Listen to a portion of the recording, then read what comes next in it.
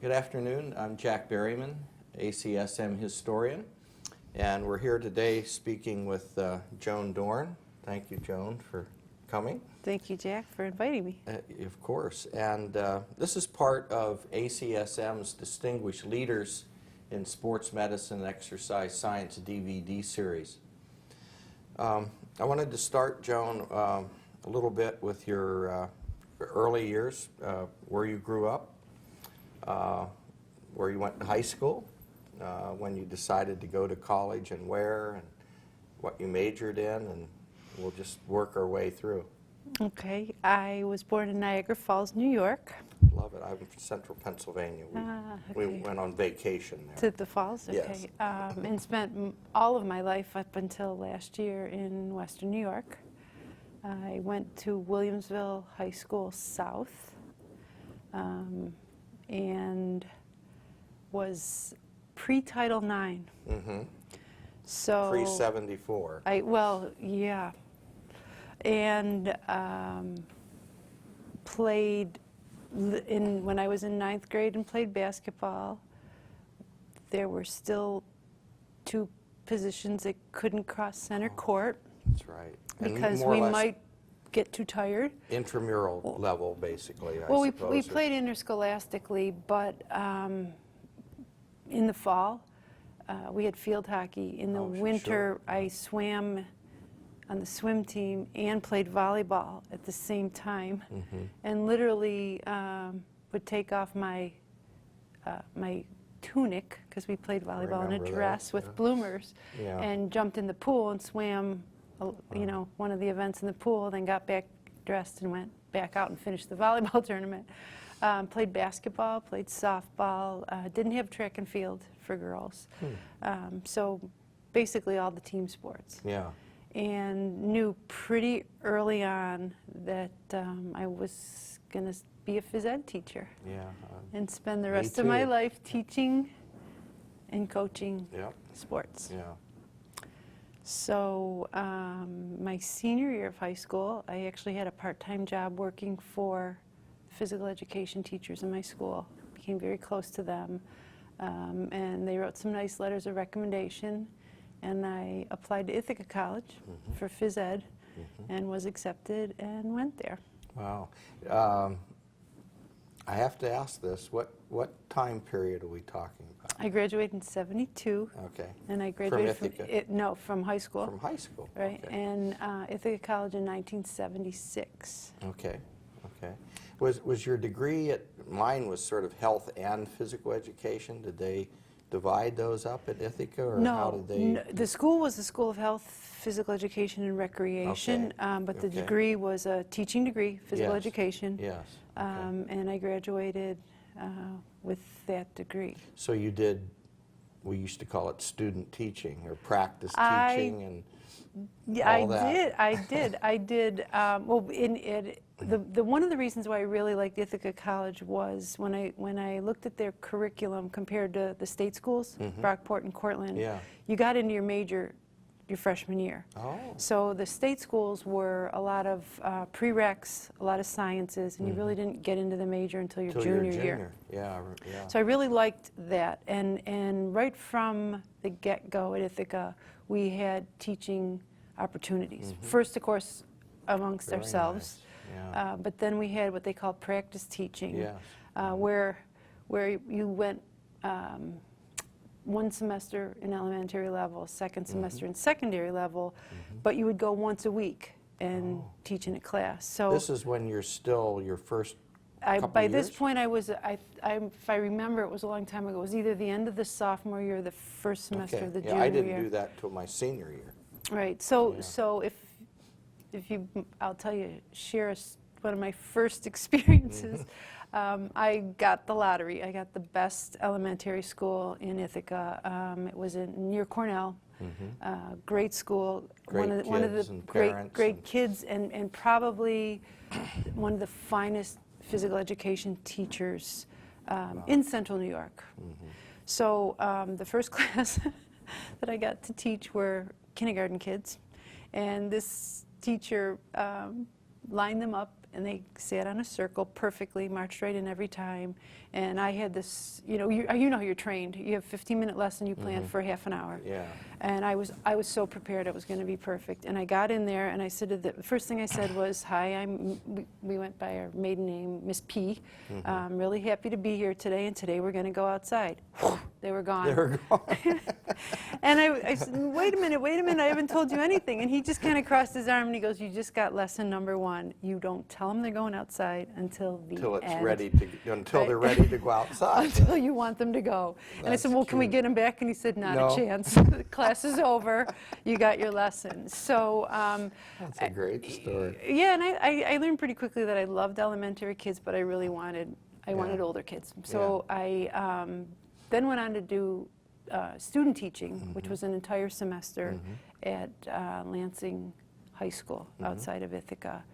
And at that point, I coached field hockey and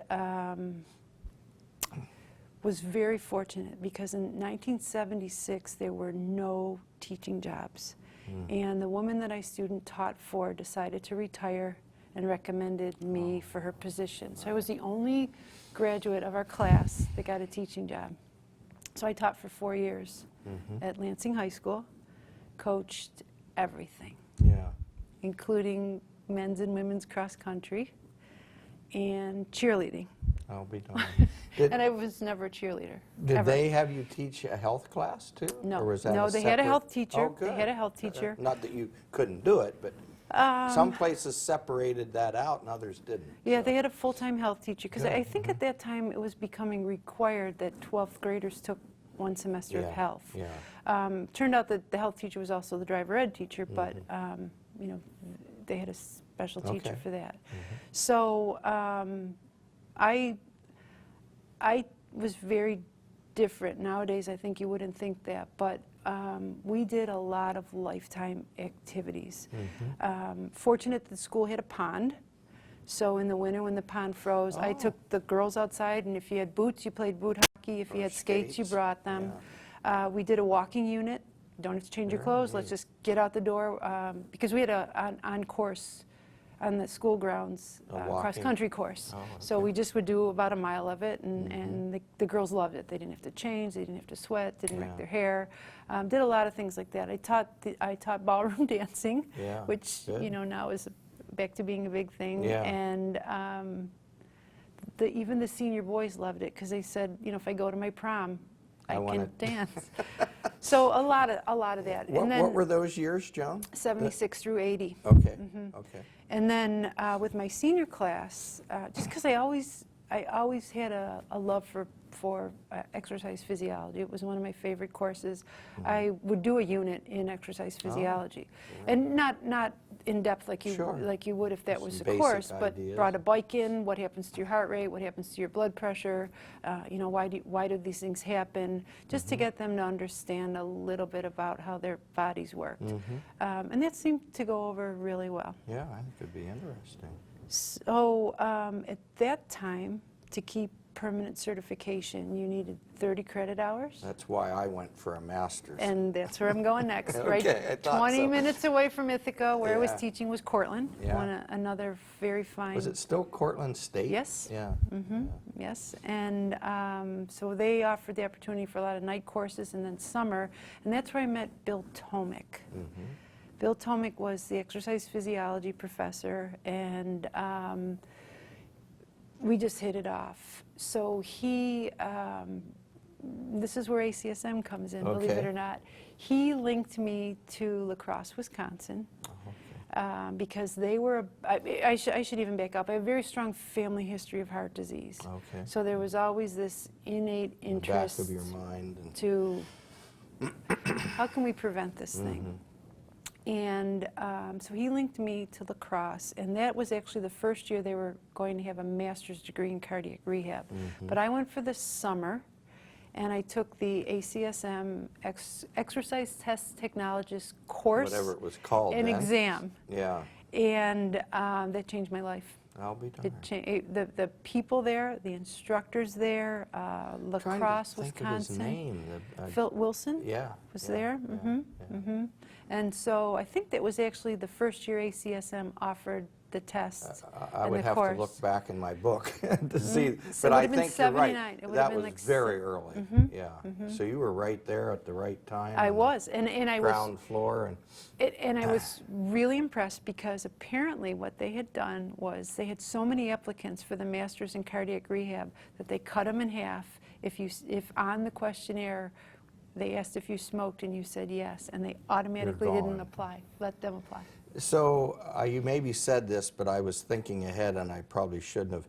Did you actually finish a master's at Cortland State, or did you leave and go to La Crosse? No, and I finished the Masters at Cortland. Okay. Because probably the same logic you had. If I'm going to get 30 hours, I might Get it as well done get the degree with it. Yeah. But what happened was the experience at La Crosse together with Dr. Tomic made me want to go into cardiac rehab. Okay. So at about that time, I left the teaching job in high school and moved back to Buffalo and started first with a Nautilus Fitness Center, starting an outpatient, and it was really more of a tertiary. You know, these people were pretty well rehabilitated, cardiac rehab program, and then eventually linked with a cardiology group. In Buffalo. So they were referring then to, or sending you referrals, or how did that work? At the fitness, it was Nautilus back then. They were kind of more by word of mouth because you didn't need a referral at that point. They were just more in maintenance sort of stage of it. But they so were you all provided an exercise program for them, and the comfort of a supervisor who knew CPR and a little bit Yeah. about their condition. so you were actually working for Nautilus then? I was, well, it was a private, it was Nautilus Fitness Center, which was, you know, people purchased them, the franchise. Okay, So I worked for yeah. the owners. Yeah, who had that franchise. Right, Yeah, I see right. what you're saying. Okay, so you took the certification, so that's your first intro to ACSM in the 70s, or Yeah, where late did I- 70s, Yeah, yeah. okay. So what's your next stop? Well, so then I did continue with cardiac rehab, but a little bit more intense level. I linked up with the cardiology group, and we started in a fitness center running courses very early in the morning. And then they built a new building, and we put an all-day cardiac rehab program in there, and then expanded that to 3 hospitals in Western New York. So this So is I was the really director. growing. I was the director of the cardiac rehab program. And this is still in Buffalo? Yes. But now you have 3 hospitals feeding this, and very neat. Okay. Yeah, so everything from what equipment should they buy to setting up the exercise prescription protocols, record keeping, billing, and then worked with the patients. Other than that. No, you know, worked with the patients. Yeah, that's a long which was, yep, was wonderful. And what a great job, though, for what, you know, for your training, and it was just perfect. Yeah, yeah. It seems to me, but it- maybe you didn't feel that way. You probably did. No, I loved it. I loved it. And so, interestingly, I also got hooked into marathon running at La Crosse Oh, wow. and started really being kind of serious about that. And of course, got injured. Yeah. Uh-oh. So in the physical therapy office, I was listening to a woman next to me talking about how she had just defended her dissertation in epidemiology at the University of Buffalo. And, you know, obviously in cardiac rehab, everything we read was Framingham Heart Study. It was Yeah. all epidemiologic Yeah, work. yeah. So I asked her, gee, I didn't realize they had one. She said, oh, sure they do. So I wandered over there and said, you know, I'd really like to learn a little bit more about heart disease and epidemiology. And this is in your hometown. I'm home. I'm home. How nice. Yeah, and so as it turned out, it was a cancer epi program, and they just hired a cardiovascular disease epidemiologist who was very happy to have a student interested in heart disease because everyone had been cancer. So I started there and got my Ph.D. in epidemiology. Did you keep your job, or did you say, look, I can't do all this? Well, I also had a 2-year-old, so Oh. I kept the job and took 2 courses part-time, and then after I took the 2 courses, said I need to leave the job and do Yeah, you can't do a PhD part-time. Yeah, that's why I asked. Yeah, I yeah, thought this is yeah. Superwoman here if she's No, doing all this at no, once. no, I'd be doing none of it well, no. And so I fell in love with epidemiology and had the good fortune of a data set that was collected in 1960 that had a physical activity Component, survey that's almost as good as anything that exists today. Was it in Buffalo? Mhm. Oh, wow. Okay. And so did a long-term follow-up of that cohort as my dissertation. How many were you able to follow up on? How many Well, there were over 2,000 in the original Initially, survey, and for reasons of wanting to graduate and tools available, I focused on white men, and I found 96% of them. Okay, that's. When you can't use I NDI was going to because say it was that's before. a little historical research right it there. was- Before, well, yes, I always forget when we had computers because it was But so it- long we didn't. But even the computerized data sets didn't go back as far as 1960, so Yeah. it was a lot of legwork Yeah. and hand very hand interesting. data and Mhm. all that. So that was your cohort for your dissertation. Yep, and then I wrote for an American Heart postdoc, which I was lucky to receive, and spent that trying to follow up the women. So did in you the stay? same cohorts. Did you stay in Buffalo then? Perfect. So followed up the women. Weren't enough African Americans, and they're very difficult to follow up. At the time, in the 60s, they didn't own property.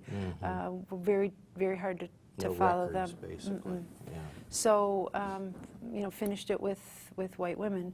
And then you probably know John Naughton's name. Yeah. Yeah. So he was the dean of the medical school. He was on my dissertation committee. He's great. Oh. Yeah. You know he's deceased. Yes, Yeah. I do. So, and so he yeah. he had the National Exercise and Heart Disease Project data set and gave it to me. Oh. And said, you followed up the 1960 people, let's follow up the NEHDP participants. He So, was just such a great man. yeah, yeah, And loved ACSM. yes, yep. No, I wouldn't have put you and John Naughton together. I didn't think of it, but what a perfect timing He that was he was the longest standing dean in any medical school in the United States. Yeah, when I was brought into the medical school, I always referred to him. I said, here's a dean of a major medical school. He thinks physical activity is important. Oh, he was so far ahead. Yeah. So, Yeah. so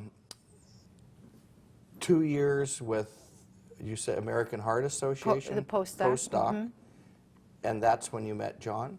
John was on my dissertation committee because it was earlier. cardiovascular disease. Okay, I guess I missed that. Yep. Okay. Yep. And so then after that, wrote back then they call him a first award, NIH first award, to continue to follow up his cohort and do more work on the Buffalo study, and got it. So spent about 5 years with that, and ended up faculty at the University of Buffalo, an assistant professor in epidemiology. Oh, good. Yeah. Okay. So. And what year did you get your appointment there? First year? So nothing's ever simple. I graduated in 1993. With your Ph.D.? Yes, Okay. and then 2 years of the postdoc, and that's when the faculty position came up, and we got a new governor who froze hiring. Sounds familiar. Right? So Our state has been frozen. well, and people told me that will never happen to you because you're in the medical school. They won't freeze the medical school, and they did. So luckily, for a full year, I was on the first award, so I supported myself that way. And then the freeze was lifted, and I became a faculty member. So I guess it would have been 96. Yeah. And This is in epi? Epidemiology. Okay. Mhm. You never had to do an MPH, or not had to, but you No, did but it I'm along thinking the way. about it Are you? now. Yeah, policy. Okay. Something, Yeah. something we deal with a lot at CDC that, Yeah. I could probably use Mm-hmm. some formal training. Well, Mhm. so you're still at Buffalo? Nope. No? I'm in No, I mean, I'm still Oh, sticking with our, okay. sorry, Yeah. history speak. So mid-90s, you take the faculty position. How long did you stay at Buffalo Till, in your faculty position? well, I stayed as an assistant professor, and then I moved on to an associate professor. Okay. And then I was actually asked to fill in as an interim chair of the Department of Exercise and Nutrition Sciences at the University of Buffalo. Mm-hmm. And that was happening at the same time that the school was reorganizing and developing a school of public health and health professions. I was going to ask you if you were in the School of Medicine or the School of Public Health. So it was the School of Medicine initially because they didn't have a School of Public Health. Correct. Okay. So at this time, they were moving towards the new school, and the school was going to be 2 departments from the medical school, which was ours, social and preventive medicine and biostatistics, along with health-related professions, which was PT, OT, Yeah. and exercise and nutrition sciences. Very neat. So I jumped at the chance That's a because, unique well, situation. and in the accreditation work that we did, it turned out that in Division I, we were the only school of public health that had a single department of exercise and nutrition sciences. So it seemed to me like a wonderful opportunity, Yeah. and a department that someday people would say, schools of public health didn't have that? Yeah. yeah. That we would fundamentally be... My students are saying that now. How could that? What do you mean? How could that not be? It seems so obvious now. Right. But it wasn't. Right. Clearly Right. it wasn't. Yeah, so then after, I must have done that fairly well, because after about a year, they asked if I would stay on as a permanent chair. Yeah. So I did, Yeah. and we were accredited by CEF, and I was the chair of that department. And so your dean was in which school Well, for this department? my mentor and chair, when I took on the faculty position, the School of Public Health was his vision, his dream. Okay. So he became the interim dean, Okay. and went over and was responsible for bringing all the schools and departments together. Okay. But then he left to become the vice chancellor for health education in Nevada, and we had an interim dean who ultimately became my dean of the school and took us to being accredited. And your department was in the School of Public Health And health professions. and health professions. Okay. Right, because the linking of the traditional public health schools Yeah. with PT, OT, Brought them together as the public health and health professions. Yeah, I understand now. Okay. If I were writing all this down, I would have it in front of me, but I'm trying to remember. No, you're doing it was an interesting Yeah. meld. Some people Yeah. went willingly, some people weren't as excited about it, but in the end it was a good move. So you took the permanent chair, and next step, next stop? What? Yeah. Next stop is CDC, Oh, and okay. that's where I am now. Okay. And when did you go there? August of 2011. So fairly recently. Okay. So are you in the, what's it called, physical activity branch? Or what's Physical it? activity and health branch. Okay. And you're the director of it? or what? In CDC, we have different terminology. I'm the Okay. branch chief. Branch chief. Okay. Medical terminology more so, I think. I think military, actually. Probably a little of both. Yeah. So 2011, you went there. and- Yes. So Mike Pratt is no longer in Mike- your section, or Correct. is- Mike Pratt went on to global health. Okay. Okay. And from when he left, there was an interim. Actually, the division director, Bill Dietz, was acting as the branch chief for a while. So he was doing double duty before I came on board. Okay. And what are you, are some big projects going on, or what? So we just, our branch was instrumental in helping put together the new physical activity guidelines mid-course report, strategies to increase physical activity among youth. I was on the federal committee that met to decide if the guidelines should be rewritten yet. There was a big push to rewrite them every 5 years like the dietary guidelines. So this federal committee, NIH, President's Council, HHS, CDC, met bi-weekly. Was ACSM involved? in that? No, not at that Not at point, that because level.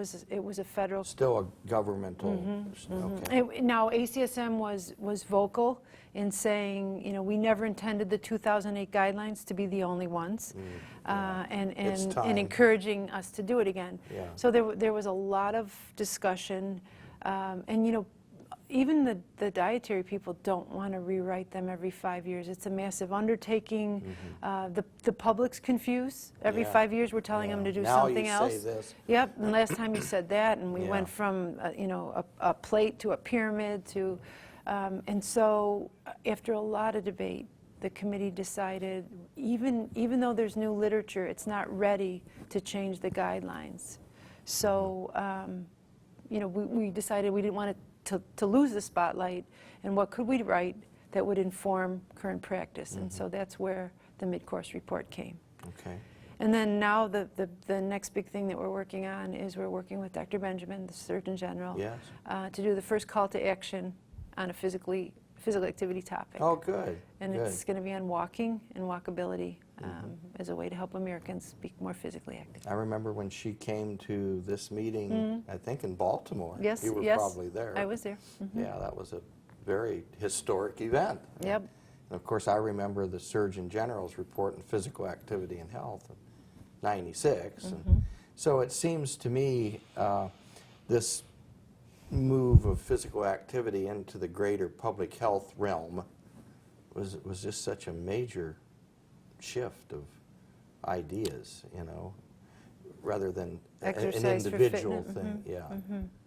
And I guess your agency that's what your division's all about. is Yeah. that- Yeah. Yeah. That's one of the reasons why, you know, other than what a privilege it is to be in this position, you know, my interest went from, you know, we already know it's good for us. Yes. What position could I take on that could help me get people to do it? Yeah. Bring You know, it to and- the nation or whatever. Problem moving from Buffalo to Atlanta? Problem? No, I miss snow. I miss winter. I wondered Oh, yeah, because I miss there is winter. quite a climate change Yeah, there. yeah, I Yeah. miss it. But you learn very quickly that even if the 3 months of summer, that in the north you live for those 3 months, Yes. and here it's kind of the months you bury yourself, Yeah. but it doesn't matter because the other 9 are beautiful. So a little getting used to, but I always visit my mother in Pennsylvania other than summer. Because it's too humid for me. muggy, yeah, yeah. Yeah. Well, anyhow, Joan, thank you so Oh, much. thank you. I hope this was. It was what you fun. had in mind. It goes very fast, and I appreciate it. Nice meeting you, Nice too, by meeting the you way. too. Thank you for Thanks doing for all this. your good work.